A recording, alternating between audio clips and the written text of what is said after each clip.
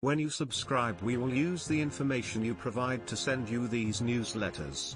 Sometimes they'll include recommendations for other related newsletters or services we offer. Our privacy notice explains more about how we use your data and your rights.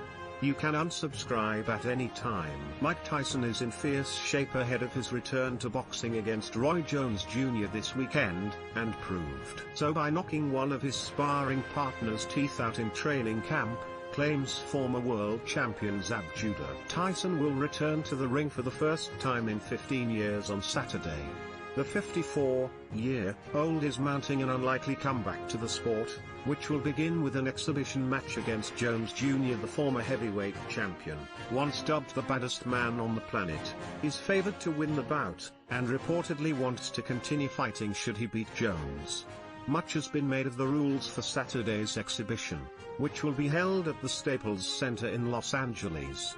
The fight will be stopped if either fighter sustains a cut, and there will be no formal judges. Instead, 3 former fighters will be ringside to choose a winner at the end of the fight. They will be needed, too, as both Tyson and Jones Jr. have been urged against trying to go for the knockout. Instead, they have been told to exhibit their boxing skills without trying to hurt the other, and could be stopped if either appears to have sustained any significant damage.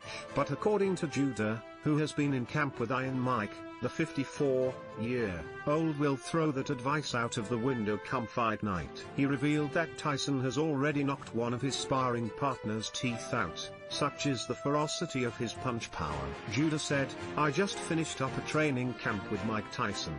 I'm here to tell the world that Mike Tyson is coming into the ring Saturday night to put in a lot of pain. He's not playing, this is not a game. I understand they're playing around and throwing the rule book around, but my bro coming to hurt something. So I want everybody to know that this is not going to be a game.